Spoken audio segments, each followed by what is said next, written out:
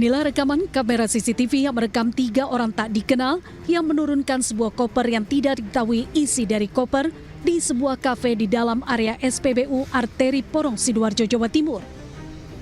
Petugas keamanan SPBU yang curiga dengan isi koper menghubungi Polsek Porong yang kemudian dilanjutkan dengan menghubungi tim Gegana Brimob Polda Jatim. Tim penjinak bom Gegana Brimob Polda Jatim datang ke lokasi dengan menggunakan baju anti bom, langsung mengevakuasi diduga koper misterius yang berisikan bahan yang mudah meledak ke belakang kafe. Dalam proses pemeriksaan, petugas melakukan sterilisasi dan pengosongan area SPBU dan aktivitas pengisian BBM dihentikan sekitar 30 menit. Dengan kerjasama dengan Polsek, kerjasama dengan tim Gegana Polda Sadimo Polda Jatim dengan sigap dan menindaklanjuti memeriksa sterilisasi, menindaklanjuti sesuai dengan SOP, menyimpulkan dan menyatakan bahasanya koper yang diduga dengan adanya bahan ataupun benda yang mudah meledak tersebut tidak benar. Adanya koper itu berisikan tentang perlengkapan pribadi, yaitu sepatu, tas, sepatu, tas, sama tas kecil maksudnya ya, kabel, seperti baju juga, alat cukur seperti itu dan lain-lain. Setelah dinyatakan aman, polisi akhirnya membuka kembali area SPBU untuk umum. Sementara seluruh barang yang dicurigai diamankan tim Gegana Brimob Polda Jatim.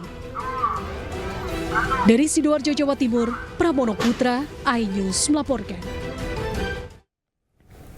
Pemirsa, seorang residivis kasus pencurian kendaraan bermotor di Kecamatan Melinting, Kabupaten Lampung Timur, Lampung menangis saat ditangkap petugas kepolisian di rumahnya. Meski sempat berkelit, tersangka akhirnya hanya bisa pasrah saat petugas dapati motor hasil curiannya. Diam.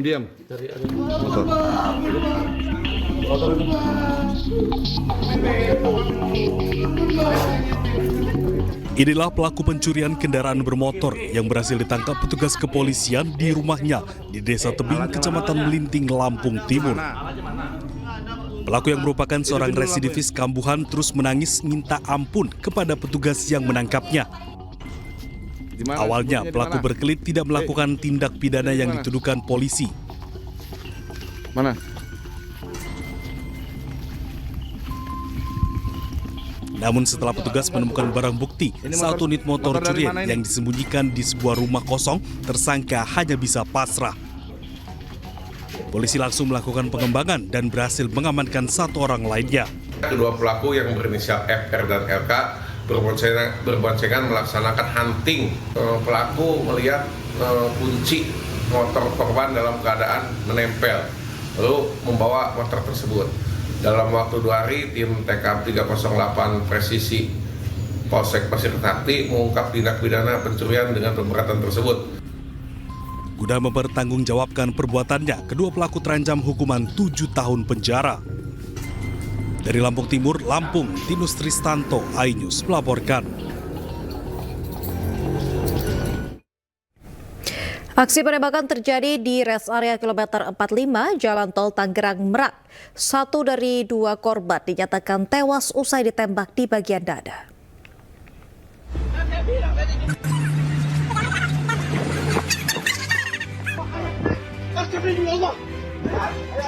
Detik-detik penembakan 2 pria oleh orang tidak dikenal ini terjadi di sebuah minimarket di res area kilometer 45 Jalan Tol Tangerang Merak, Kecamatan Jayanti, Kabupaten Tangerang, Banten. Usai ditembak, seorang korban tergeletak di dalam minimarket sebelum akhirnya dievakuasi ke RSUD Balaraja, Tangerang. Namun nahas 1 dari korban dinyatakan meninggal dunia saat mendapat perawatan. Korban meninggal akibat luka tembak di bagian dada. Sementara 1 korban lainnya masih dalam perawatan intensif akibat luka tembak di punggung dan tangan sebelah kiri. Polisi hingga kini masih menyelidiki kasus penembakan ini serta mendalami hubungan kedua korban dengan pelaku yang kini masih diburu. Namun informasi yang beredar, korban merupakan pengusaha sebuah rental mobil. Satu korban tewas akibat aksi penembakan yang terjadi di rest area kilometer 45 Tol Tangerang Merak ternyata merupakan pemilik rental mobil. Anak korban mengungkapkan ayahnya ditembak saat ikut menyergap pelaku penggelapan mobil yang hendak membawa kabur mobilnya. Itu beda cuma 2-3 km dari mobil Brio itu. Akhirnya mobil Brio itu mampir di rest area di Indomaret. Jadi kita pas nyampe masuk rest area itu kita tunggu dulu teman kita yang dari Army ya. Setelah kita nunggu bareng-bareng akhirnya ada satu dari grup anggota Army ya, satu mobil Avanza itu yang warna putih. Itu kita langsung menggap mobil tersebut ya. Jadi mobil tersebut ada di depan Indomaret bersampingan dengan mobil Sigra itu yang kita gap di Saketi. Itu kita tangkap orang yang berada di mobil Brio. Ternyata di mobil Sigra itu udah ada orang yang sudah siap untuk menembak kami. Jadi tembakan keluar.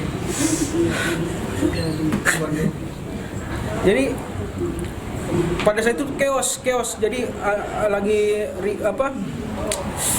lagi mengamankan si yang bawa mobil Brio ini. Jadi kita nggak kedengeran bahwa yang mobil Sigra ini mau nembak. Akhirnya terlepaslah peluru itu. Terdengar sampai 4 atau sampai 5 kali kalau tidak salah. Saya dan orang-orang tim rental kabur. Tapi naasnya ternyata ayah saya sendiri ya. Ayah saya kan terkena tembakan di dalam Indomaret. Akhirnya penjahat rental itu kabur membawa mobil. Pelakunya perkiraan kita ya sekitar 3 orang. 2 di satu mobil, yang satunya satu, perkiraan 3. Cuman kita nggak tahu, rame ya di rest area kan, mana tahu temennya di luar segala macam. Udah chaos, tapi perkiraan kita ada 3 orang. Untuk yang korban sendiri ada berapa? Korban sendiri sekarang 2 orang ya. 3 sama yang patah. Iya, 3 sama teman kita yang sempat ketabrak ya. Ada 3 orang, cuma yang fatalnya 1, yang masih kritisnya ada 1. Jadi seperti itu. Meninggal dunia itu luka di dada. Ya, infonya di dada, tembak di dada dan di tangan kiri. Yang kritis di kanan ya, perut kanan, dari samping kali ya posisinya, kena tangan tembus ke bagian perut. Mabes Polri kembali menggelar sidang etik profesi Polri terhadap 3 anggota kepolisian. Sementara Direktur Reserse Narkoba Polda Metro Jaya dipecat imbas kasus pemerasan penonton DWP.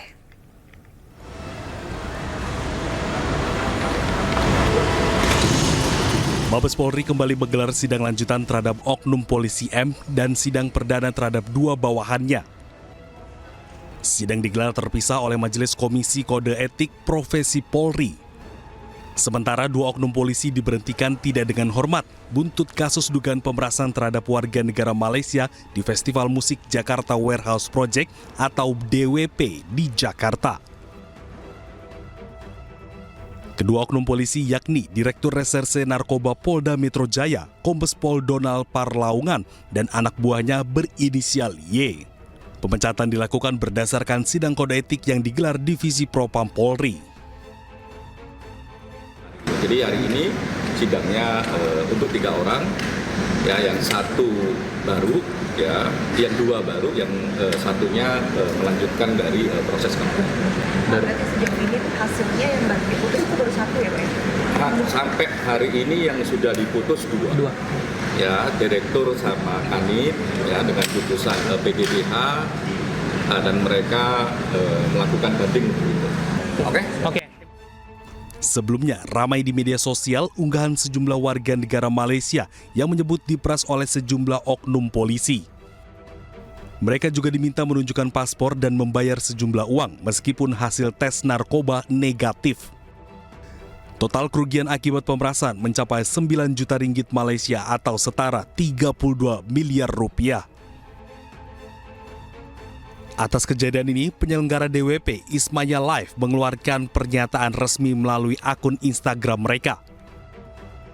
DWP menyesalkan kejadian yang dialami sejumlah pengunjung dan menegaskan bahwa pihaknya berkomitmen untuk mendukung penyelidikan kasus ini. Tim Liputan iNews melaporkan. Ribuan warga korban cairan kimia tumpah ke jalan di Kabupaten Bandung Barat, Jawa Barat antre untuk mendapatkan uang ganti rugi. Masing-masing korban mendapat uang pengganti kerusakan sebesar Rp300.000.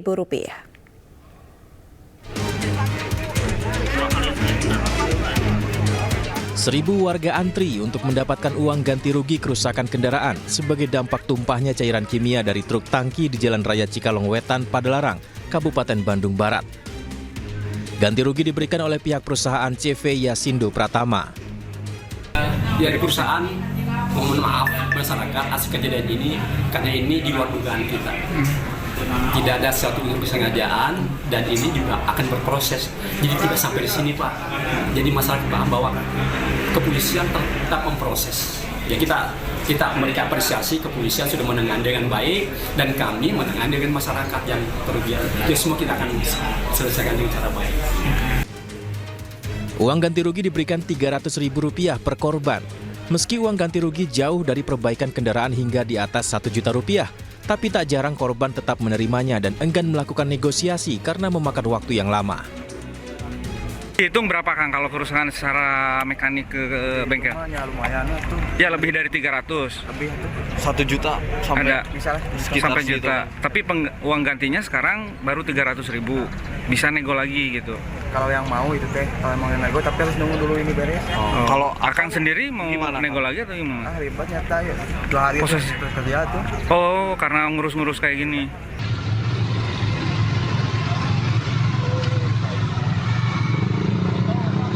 Sebelumnya sejumlah pengendara terluka dan motornya rusak setelah terkena cairan kimia yang tumpah dari truk tangki di Jalan Padalarang Cikalong Wetan, Kabupaten Bandung Barat.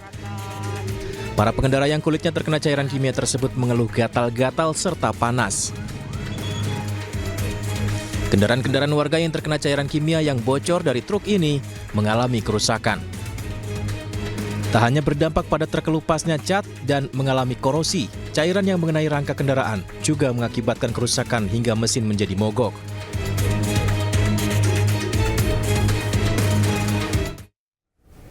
Pemirsa, Mahkamah Konstitusi kabulkan gugatan tentang syarat ambang batas pencalonan presiden atau presidential threshold 20%. Hanya semalam akan segera kembali.